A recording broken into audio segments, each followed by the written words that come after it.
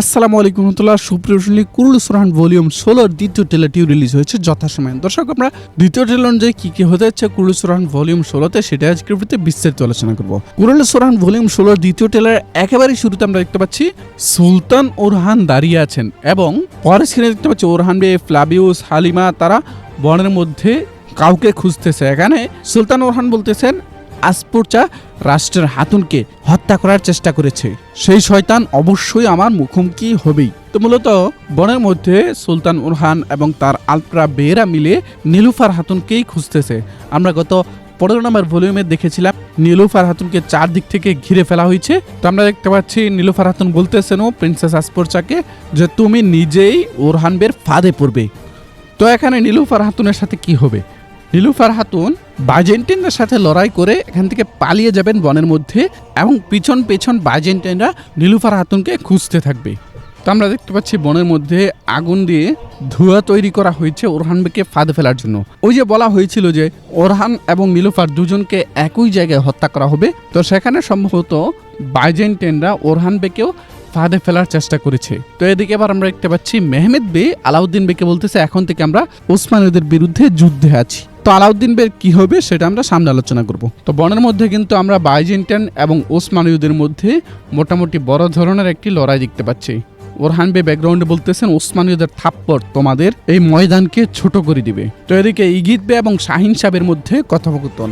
ইগিত বে শাহিন সাহেবকে বলতেছে তুমি নিজেকে অনেক গভীরে নিয়ে গিয়েছো, আর শাহিন সাহেব বলতেছেন এই সমস্যা থেকে আপাতত কিভাবে মুক্তি পাওয়া যায় সেটা নিয়ে এখন ভাবো।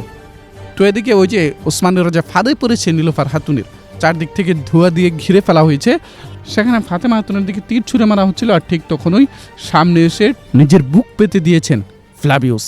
এটা তো অবশ্যই একটা কমন সিন। তো এখানে ফ্লাবিউসের এক পাশে কিন্তু তীর লেগেছে, যার কারণে আমরা বলতে পারি ফ্লাবিউস গুরুতর আহত হবেন না। তো এদিকে কিন্তু ফাতেমা হাতুনকে বিয়ের সাজে দেখতে পাচ্ছি, আর ফ্লাবিউস তার দিকে তাকিয়ে আছে। ফাতেমা হাতুনের এই করুণ চাহনি স্পষ্টভাবে ফ্লাবিউসকে ইশারা দিচ্ছে যে তুমি আসো, আমাকে রক্ষা করো এসে।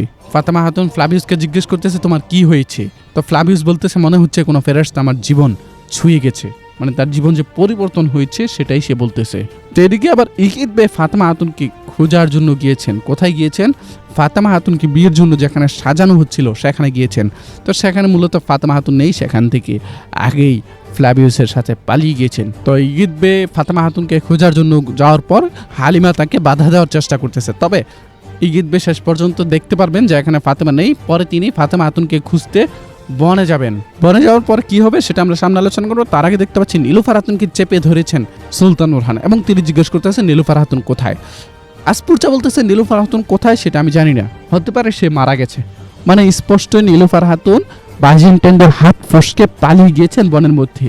যদি প্রিন্সেস আসপুরচার কাছে নীলুফার হাতুন থাকতো তবে সে অবশ্যই বলতো যে নীলুফার হাতুন আমাদের হাতে বন্দী, তুমি এখন হয় বুরসা দাও আর নয়তো নীলুফার হাতুনকে দাও, যে কোনো একজনকে তুমি নিতে পারবে, আরেকজনকে আমাকে দিয়ে দিতে হবে। যেহেতু প্রিন্সেস আসপুরচা স্পষ্টভাবে বলতেছে যে নীলুফার আমাদের হাতে নেই, সে কোথায় আমরা জানি না, এর মানে নীলুফার পালিয়ে গিয়েছে। তো এদিকে দেখতে পাচ্ছি ইগিত বে এবং ফ্লাবিউসের মধ্যে ফাইট হচ্ছে। মূলত ইগিত বে ফাতেমা হাতুনকে খুঁজতে খুঁজতে ফ্লাবিউসের সাথে বনের মধ্যে ফাতেমা হাতুনকে খুঁজে পাবেন এবং সেখানে শেষ পর্যন্ত ফ্লাবিউসের উপর আক্রমণ করতে এগিয়ে যাবেন ইগিত বে, আর ফ্লাবিউসও বাধ্য হয়ে ইগিত বেকে আঘাত করবেন। তবে এখানে ইগিত বে মারা যাবে কিনা সেটা কিন্তু এখনো নিশ্চিত না। তবে সবচেয়ে খারাপ লাগার দৃশ্য হচ্ছে ফাতেমা হাতুন এখানে নির্বাক, তিনি ইগিত বেকে বাঁচানোর জন্য একটু চেষ্টা করলেন না, অথচ ইগিত বে ফাতেমা হাতুনের পক্ষ থেকে বিয়ের অনুমতি পেয়েই বা বিয়ের সাড়া পেয়েই কিন্তু তিনি সামনে এগিয়ে গিয়েছেন। বিষয়টা সত্যি আমার কাছে অনেকটা কষ্টকর লেগেছে। তবে আশা করি এখানে ইগিত বে মারা যাবে না। এদিকে আবার আমরা দেখতে পাচ্ছি প্রিন্সেস আসপুরচা শাহিন সাহেবকে উদ্দেশ্য করে বলতেছে তাহলে দেখা যায় শাহিন সাহেবও আপনাদের সাথে রয়েছে। এটা হচ্ছে ওই যে দেমির হানবের যে জাহাজ, সেই বন্দরে দেমির হানবে, মেহমেদ বে, এরেতনা বে এবং প্রিন্সেস আসপুরচা যখন সুলতান ওরহানের বিরুদ্ধে জোটবদ্ধ হয়েছে সেখানে শাহিন সাহেবও লুকিয়ে ছদ্মবেশে উপস্থিত হয়েছেন। আর সেখানে প্রিন্সেস আসপুরচা শাহিন সাহেবকে দেখে বলতেছেন যে তাহলে দেখা যায় শাহিন সাহেবও আপনাদের সাথে রয়েছে।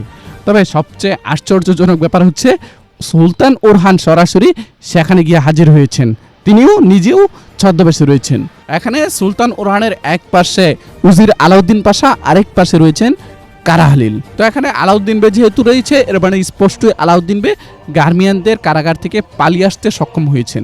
সেখানে সম্ভবত তিনি জেলের যে রক্ষী রয়েছে সেই রক্ষীদেরকে হত্যা করে সেখান থেকে পালিয়ে এসেছেন। মেহমেদ বে তো তাদেরকে ছেড়ে দেওয়ার কথা না। তো এখানে সুলতানুর খান বলতেছেন, এখন থেকে তোমাদেরকে নতজানু হতেও বলবো না, আত্মসমর্পণ করতেও বলবো না। বিশ্বাসঘাতকদের মাথা এবং হাঁটু আমার তলোয়ারের জন্য হালাল। এখানে শাহিন সাহেব কি প্রকাশ পেয়ে যাবেন? না, আমার মনে হচ্ছে শাহিন সাহেব প্রকাশ পাবেন না। তিনি এখান থেকেও পালিয়ে আসতে সক্ষম হবেন। তো আগামী ভলিউমে বলা যায় এই বন্দরে একটি মোটামুটি ভালো মানের একটি ফাইট হতে যাচ্ছে। সবকিছু মিলিয়ে বলা যায় যে দ্বিতীয় ট্রেলারটি একটি আগুন ঝরার ট্রেলার ছিল। অনেকে তো ট্রেলার দেখে বলেই দিচ্ছেন যে বুজদাক স্যার নাকি পুরো আগুন লাগিয়ে দিয়েছে। সমালোচকদের মুখ বন্ধ করার জন্য সর্বোচ্চ চেষ্টা করে যাচ্ছেন তিনি। তো যাই হোক দর্শক, আজকের ভিডিওটি এ পর্যন্ত রাখছি। দেখা হচ্ছে আমাদের পরবর্তী ভিডিওতে। সেই পর্যন্ত আমাদের সাথেই দেখবেন। যারা এখন আমাদের চ্যানেলটিকে সাবস্ক্রাইব করেননি, এখন আমাদের চ্যানেলটিকে সাবস্ক্রাইব করে পাশের বেল আইকনটি বাজিয়ে দিবেন। আসসালামু আলাইকুম ওয়া রাহমাতুল্লাহ। বিশ্বস্ততার আরেক নাম JM telecom. Earbuds, Bluetooth, smart watch, headphone সহ আরো অসংখ্য মোবাইল গ্যাজেট পাবেন আমাদের এখানে। আমাদের ফেসবুক পেজ অথবা স্ক্রিন দেওয়া হোয়াটসঅ্যাপ নাম্বারে যোগাযোগ করে কোনো প্রকার অগ্রিম পেমেন্ট করা ছাড়াই সারা বাংলাদেশের যে কোনো প্রান্ত থেকে একদম ঘরে বসেই আমাদের পণ্যগুলো কিনতে পারবেন। বিশ্বস্ততার আরেক নাম জেএম টেলিকম।